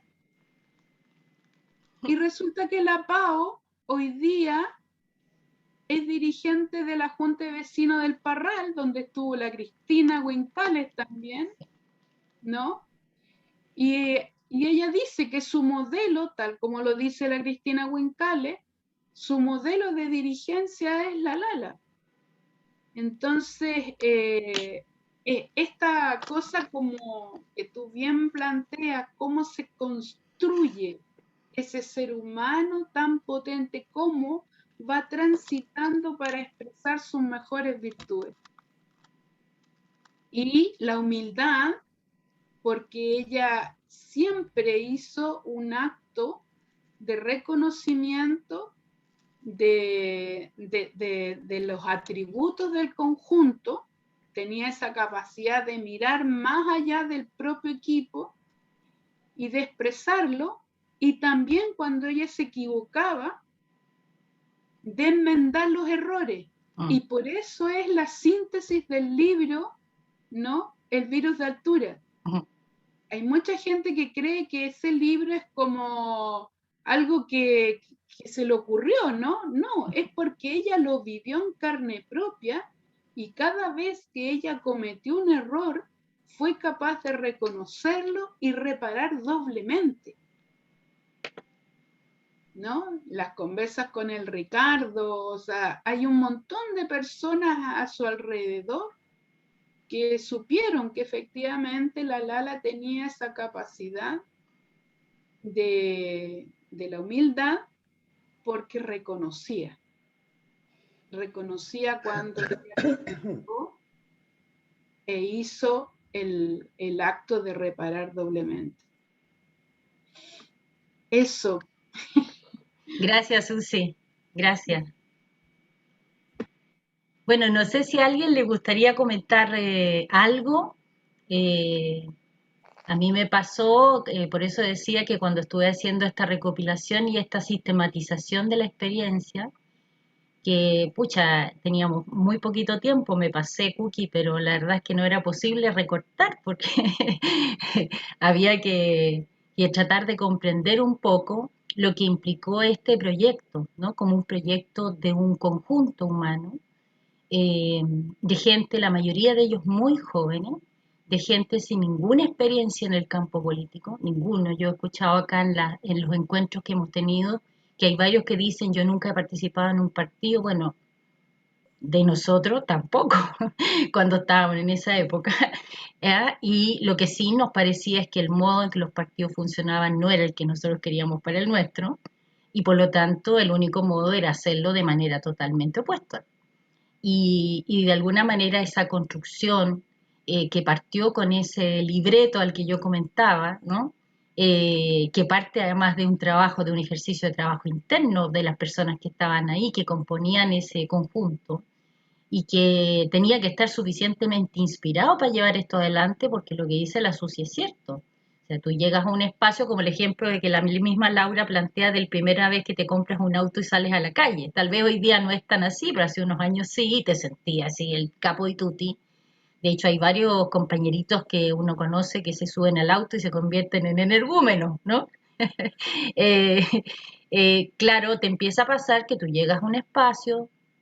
Yo de repente trato de ponerme en el lugar de nuestros amigos que son hoy día parte de la convención y que llegan a un espacio donde los reciben, donde están en unos edificios gigantes, donde son personajes, etcétera. Te pasan cosas, y cómo tú no pierdes el cable a tierra, no pierdes el propósito desde el cual arrancaste para asumir esta función.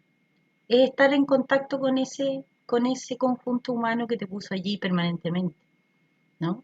El estar permanentemente, además, registrando lo que te pasa, reconociendo lo que te pasa, y lo que dice Susana es muy cierto. El virus de altura, como libro, que pareciera ser una recomendación para otros, la verdad es que solamente fue posible que emergiera y se transformara posteriormente en un libro porque Laura también empezó a sentir los síntomas y no le gustaron los síntomas, ¿ya?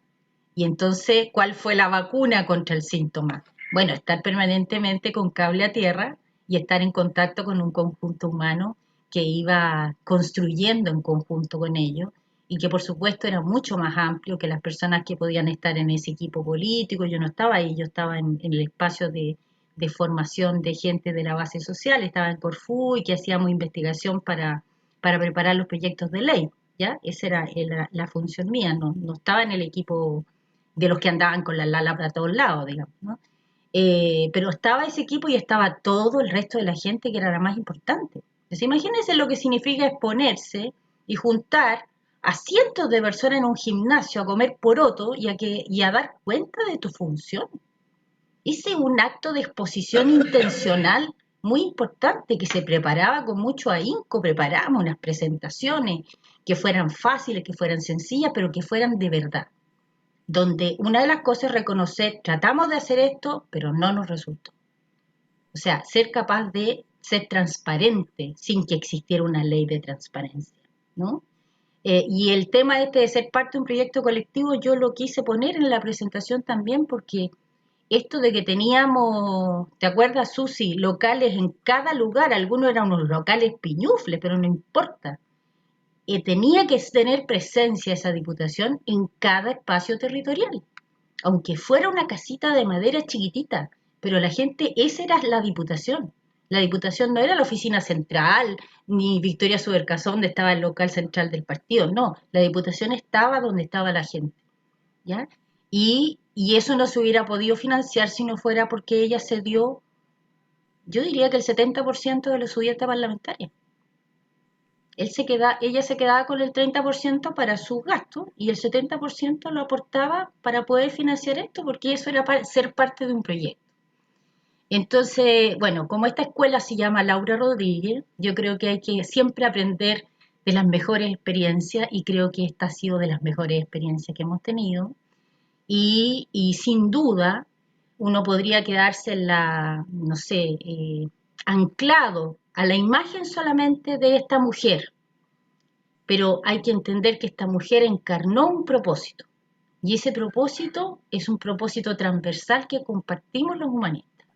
Por lo tanto, cualquiera de nosotros puede constituirse en una referencia para otros. Bien dicho, bien dicho. Eso, queridos amigos. Comentarios, no sé si quiere alguien comentar algo. Ya, a mí me quitaste la palabra, ya lo dijiste lo que quería decir. De las amigas y amigos que no han hablado.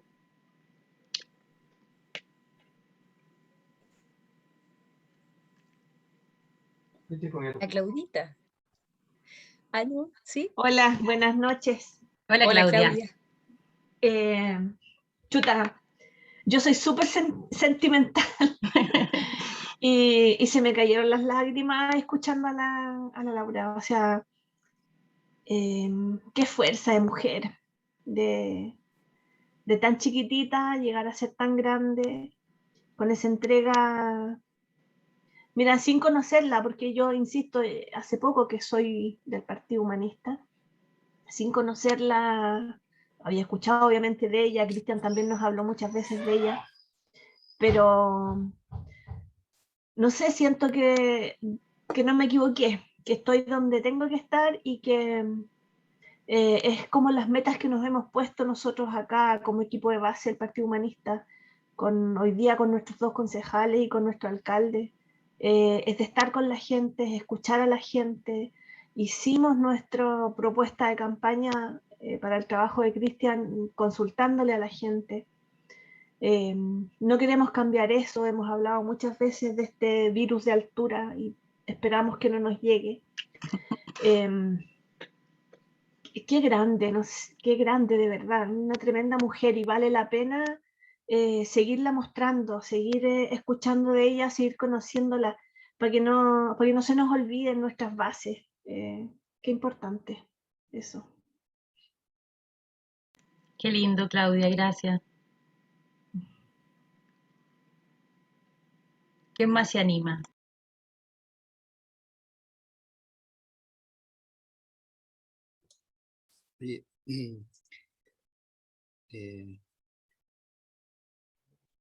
Patricio. Sí. Te escuchamos bajito, Pato. Bajito, chuta, a ver. Tome aire y saque la caja torácica. Vamos a intentarlo. A ver, ahí, mejor. Sí, mucho ahí. Mejor. Muy bien. Ahí sí, muy bien. Ya. No, mira, solo, bueno, primero agradecer las espectaculares presentaciones que han hecho y decir de que estos videos de Laura, solo mostrarlos, tener una vía para mostrarlos de forma continua en diferentes partes, es como un método eficaz como para que la gente vaya al Partido Humanista a tratar de cooperar. O sea, la verdad es que es realmente impactante escucharla, verla, porque uno cuando ve a una persona y habla desde el fondo se nota, ¿no? Es lo mismo que, no sé, cuando alguien escribe algo y si es sincero se nota inmediatamente. Entonces yo diría de que, como dije en un principio, primero agradecer y después decir eso, que sería un buen punto para que la gente se pliegue al Partido Humanista. Eso mismo. Muy bien, gracias, Patricio.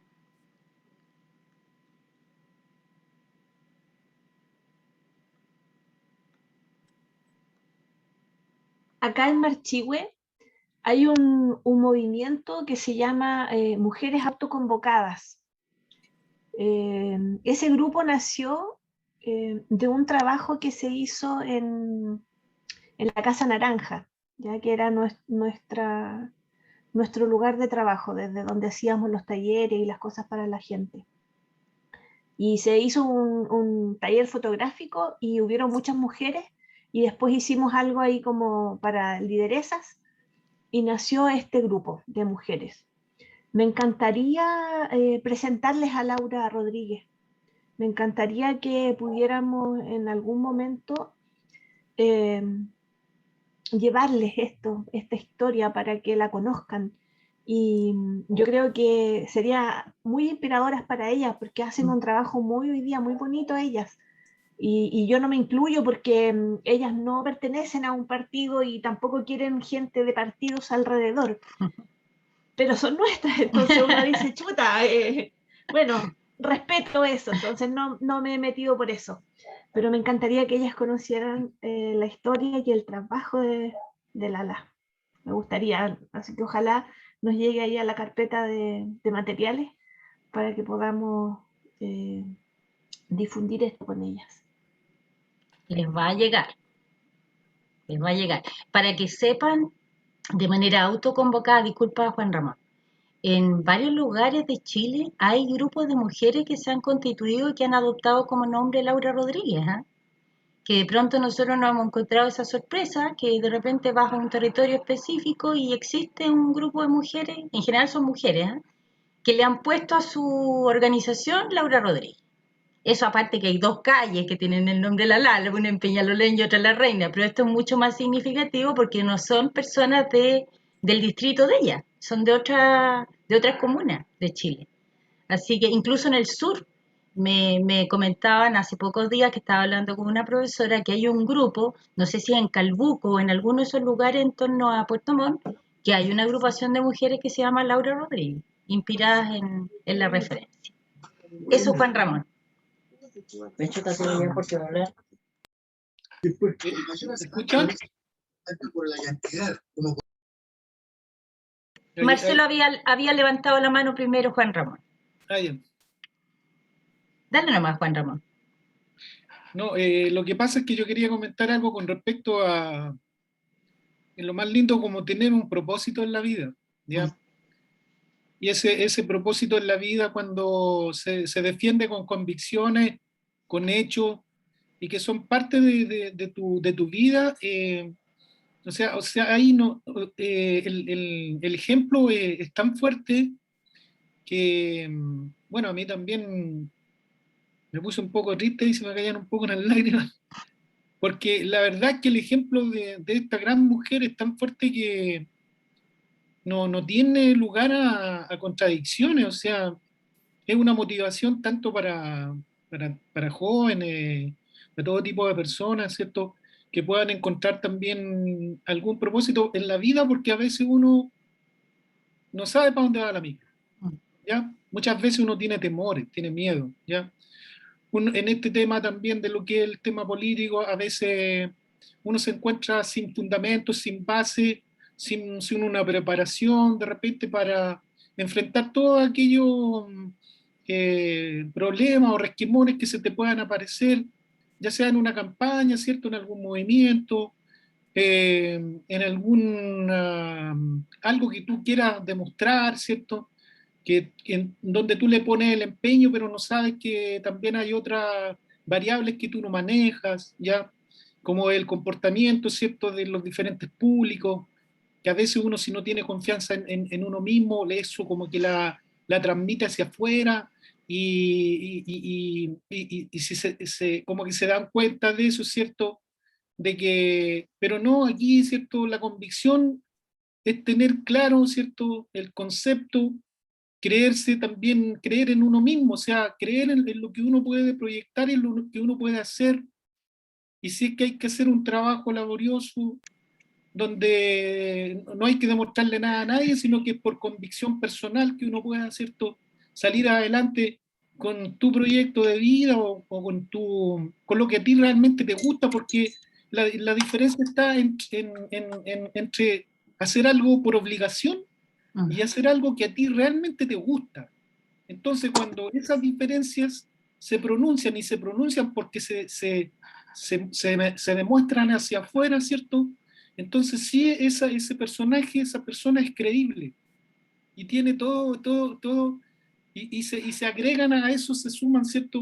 Todas las virtudes y todo lo que tiene, todas las energías que tienen que unirse y reunirse para que se obtengan, ¿cierto?, los propósitos, los objetivos, las metas, y sobre todo si son, ¿cómo se llama?, con un fundamento, o que son con algo que beneficie, ¿cierto?, a los demás, que en este caso tantas desigualdades que han existido en el mundo, sobre todo en la historia de Chile, que de a poco se ha ido avanzando, y estas luchas que son personales, que son, aunque aporten con un granito de arena, pero sí que quedan en la memoria, ¿cierto?, del colectivo, es un gran ejemplo. A mí me sorprendió bastante en la lucha de esta mujer.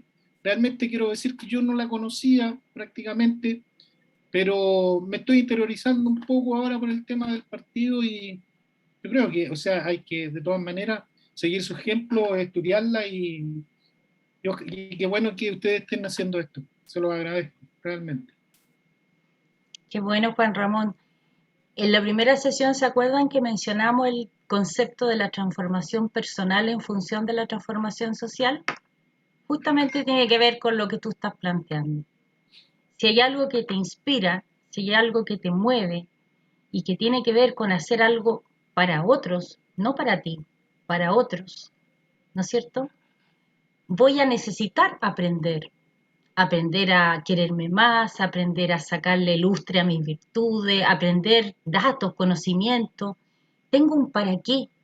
Por eso el planteo es la transformación personal en función de la transformación social. Quiero transformar el mundo, y para ello necesito también crecer, evolucionar, transformarme a mí mismo, vencer mis temores, mis miedos, mi autocensura, que es una de las trabas más grandes que uno se pone. No, yo no sé, no, yo no puedo, no, yo me pongo nervioso, no, yo me bloqueo. Nada, no pasa nada. Cuando lo que te está inspirando es tan potente, uno es capaz de superar cualquier resistencia y cualquier dificultad. Y también puede pedir ayuda, como decía la Susi, pedir ayuda para. Uno tiene un entorno, uno es parte de un medio. Y en este conjunto tratamos de ser pares todos, pues, de ayudarnos mutuamente también. Y alentar a todo aquel que tiene un propósito para llevarlo adelante. Yo creo que eso es muy significativo. Porque de pronto cuando vemos personas, por eso yo quiero poner ese énfasis, vemos personas que cuando ya están construidos, como el caso de Lala, ¿no? Tú dices, ¡ay, pero es imposible llegar allá! Tú lo hubieras conocido como cuando era al principio. Era una mujer estudiosa, inteligente, trabajadora, pero era, uno diría, como cualquiera de nosotros. No había nada excepcional en su cosa pública. Los que la conocíamos más íntimamente sabíamos que era una mujer macanúa, pero lo que digo es que no era ninguna lideresa. Y se constituyó en lideresa por necesidad, porque para poder transmitir y avanzar en la dirección tenías que aprender cosas que no sabías, ¿ya? Y como ella, dentro de los nuestros hay muchísima gente en la misma situación. ¿Tú crees que yo me acuerdo de una de las amigas nuestras que se fue, igual como la Susi, que decía que estábamos en el trabajo territorial y que le daba miedo entrar a una población? Miedo, porque nunca había estado en una población. Y le daba cosa y tenía lío hasta con los olores en las casas de la gente más pobre. Y tuvo que superar todo eso. Todos nosotros, puestos en situación, nos transformamos. Y eso es extraordinario. Porque por eso somos seres vivos y tenemos intencionalidad y ponemos esa intencionalidad en marcha, y eso gatilla una cosa muy linda. Yo me acuerdo que Silo una vez se refirió a un concepto que a mí me gusta mucho, que es el del entusiasmo. El entusiasmo es un concepto griego que se refiere a que cada una de nosotras y nosotros tenemos un Dios encadenado adentro de nosotros. Y el entusiasmo es lo que permite liberar ese Dios. En la medida que estamos apesadumbrados, descorazonados, el Dios ese está dormido y sumergido. Nos entusiasmamos y ese Dios aparece, ¿ya? Y se transforma en energía y en alegría y en creatividad y en valentía para vencer los miedos. Y solamente se puede ser valiente si uno vence el miedo. Significa que miedo tiene que tener. No puedes vencer el miedo si no tienes miedo. ¿Ah? Marcelo había levantado la mano hace rato.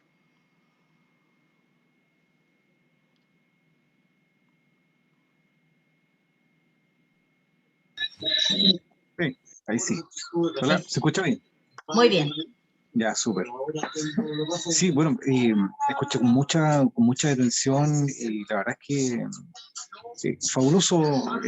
Bueno, yo era pequeñito cuando la veía en las entrevistas, cuando participaba en Canal 13 en las entrevistas también. Sí la recuerdo aún más cuando estaba con su enfermedad, ¿cierto? Y usaba esa como bandana que era como característico de ella. Entonces, bueno, primero apuntar que, sin lugar a dudas, no tengo el temor en decirlo, que fue una gran referente, y como se dijo en alguna oportunidad, y concuerdo plenamente con ello, que es que estaba muy adelantada a los tiempos del año 80, entonces, sin lugar a dudas, eso generaba como harto ruido entre la gente más conservadora, la gente más cuadrada, más alineada de ciertos sectores, entonces como que les provocaba susto, ¿ya? Por su forma de ser, por su estilo, como lo dice muy bien Leticia, por su estilo, por su forma de ser.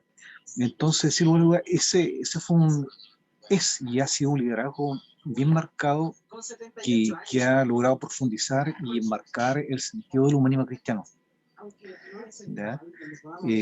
Ahora bien, eso también nos permite y nos hace un sentido llamado a generar cambios, profundizar en los cambios en nosotros mismos, en sacar lo mejor de lo nuestro, como señalaba recién Leticia, y perder ese temor a transformar, a levantar ese switch, ¿ya? Que yo sé que todos tenemos la capacidad de poder hacerlo, de empaparnos, de entusiasmarnos, de ser más aguerrido, de ser más atrevido, de perder el temor, de perder el miedo. Y el miedo es muy bueno el miedo, porque el miedo te ayuda, te acompaña a superarte, ¿ya? Entonces, tenemos que tener esa conciencia libre, tratar de experimentar, porque somos todo parte de este mismo universo. Entonces, nuestra esencia humana es que somos polvo de estrella. Entonces, somos agentes transformadores, agentes de cambio, que continuamente estamos evolucionando, como decía muy bien Leticia, sincronizamos muy bien con la idea, con el sentir que ya está experimentando y tratando de plasmar en nosotros. Y eso es lo bueno, esa transmisión, esa sincronía con los demás, esa posibilidad de comunicar, de dialogar, de escuchar, pero también de oír, ¿ya? Y establecer esta conexión especial que caracterizaba muy bien a Laura, ¿ya? Esa sencillez, esa creatividad, ese estar fuera del imaginario común, sino que más bien en esa esencia única, ¿ya? Y que todos nosotros tenemos. Entonces, poder explotar esa beta, enriquecerla con estos mismos diálogos, con estas mismas conversaciones, sin lugar a dudas que nos permite enriquecernos mucho más. Entonces, sin lugar a dudas, vuelvo a insistir, somos agentes transformadores, y eso es una responsabilidad de todos y cada uno de nosotros, poder ser agente de cambio, para entusiasmar a los jóvenes, a personas que tal vez no conocen mucho el Partido Humanista, y que se empapen, que se logren como encariñar, tomar ese gustito, ¿cierto? Ese gustito rico, y agregarle un poquito de condimento y hacerlo un saborcito un poquito más gourmet, ¿cierto? Sí, y lo de duda, somos agentes de cambio, y ella ha expresado, pero al 100%, fidelizado al 100%, ese pensamiento, ese sentimiento que viene del calorcito humano que tienen y que tenemos los humanistas cristianos en el partido. Bueno, yo no soy del partido, pero sí, como lo mencioné anteriormente, me siento muy cómodo, me siento libre de poder expresar, de opinar, de crear, porque siento y he logrado apreciar de que no hay esa cuadratura, esa rigidez tan firme que se caracteriza mucho otros partidos, muy rígido, muy cuadrado, muy poco espacio para pensar, para plantear ideas, para intercambiar experiencias. Y eso es rico porque nos permite empaparnos de más cultura, de compartir las ideas, el intelecto de otras personas, entonces enriquecernos también nosotros mismos. ¿Ya? Eso. Muy bien, Marcelo. Pero yo vi que tú escribiste aquí en el chat, soy humanista. Lo vi clarito.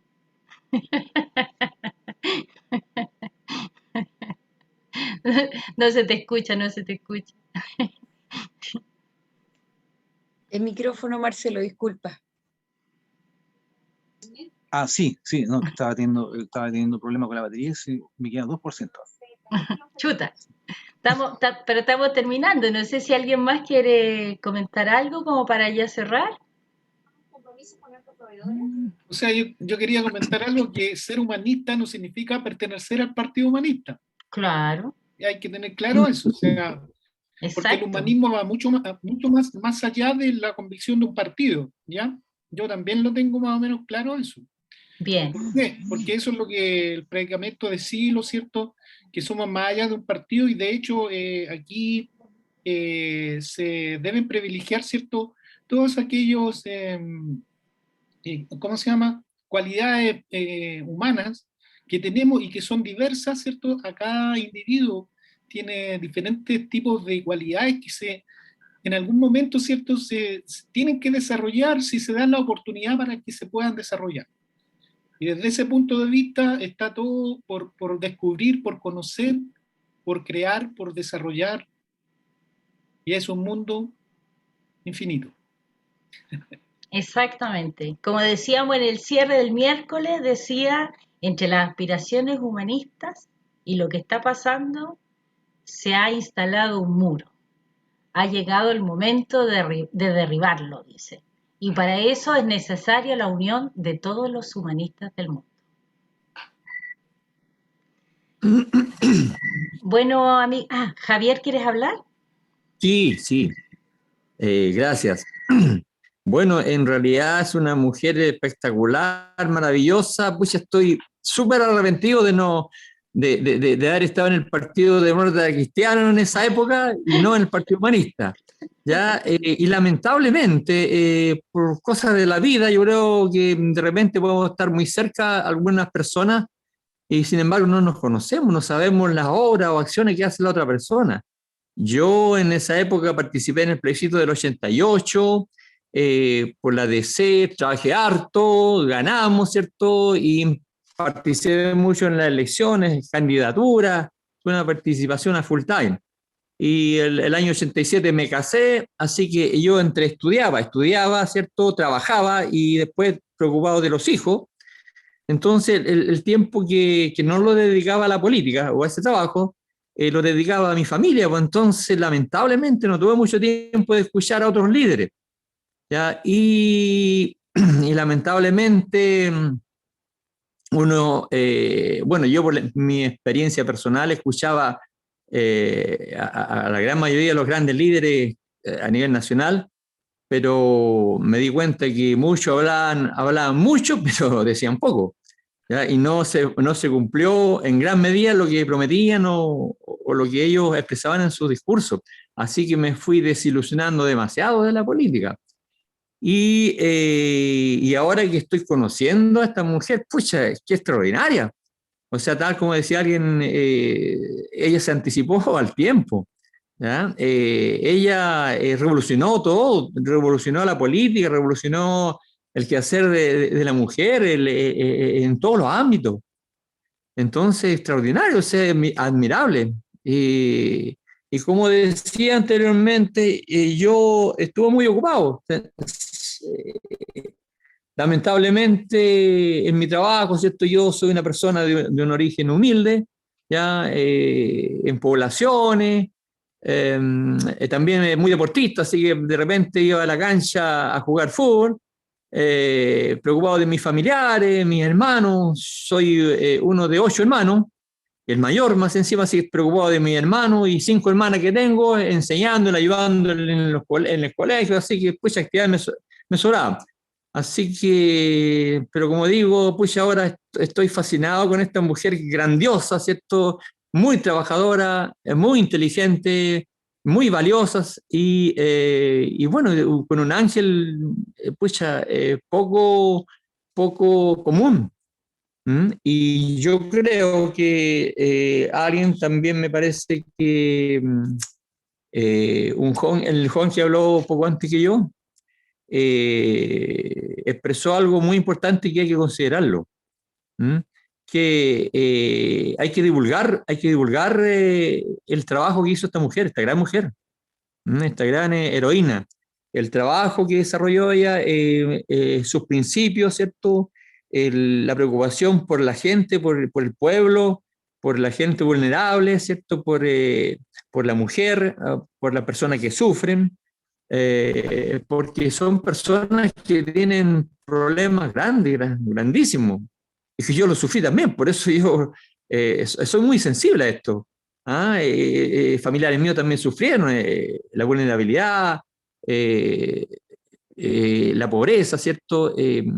La discriminación, etcétera. Y eso es muy doloroso, es algo terrible, o sea que en el ser humano no debiera existir, porque somos diferentes a los otros seres vivos y se supone que nosotros debemos tener un trato y un respeto, ¿cierto? Como personas, de dignidad, de valores y un espíritu, o sea, en la parte espiritual, por supuesto, que nos diferencia bastante de los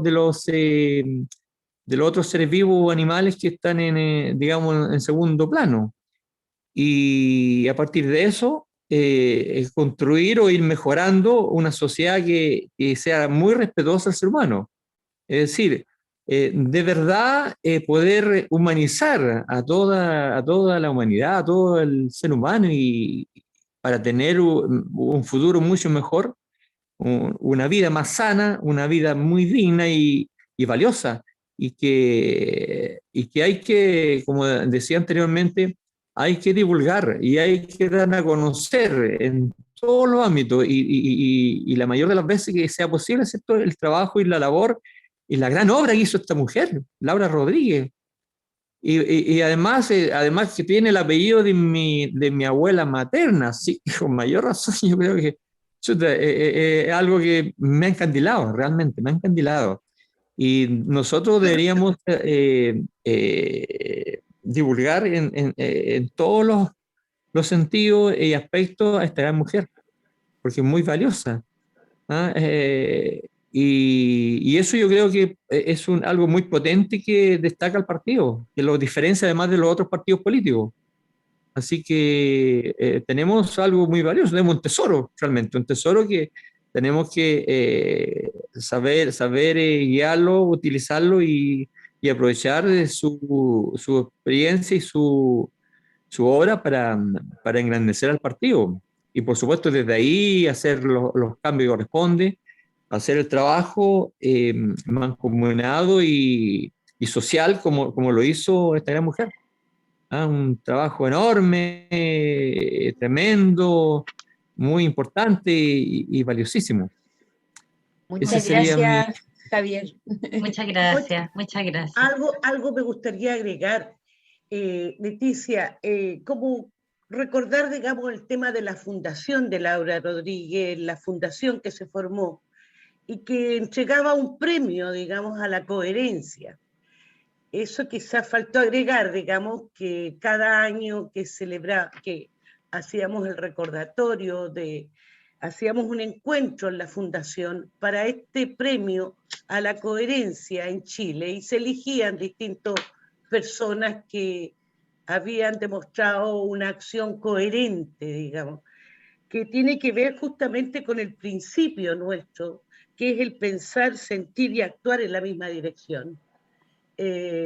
eso es lo que nos inspiraba a Laura. Laura Rodríguez fue coherente y bueno, eso quería recordar. Sí. Disculpa, Leti, yo sé que estamos pasados en la hora, pero agregándole otro elemento que es digno también de decir, que en Marchihue, donde está nuestro amigo Cristian, hace 3-4 años se está haciendo el premio a la coherencia y nos han invitado a la fundación a entregarlo, ¿no?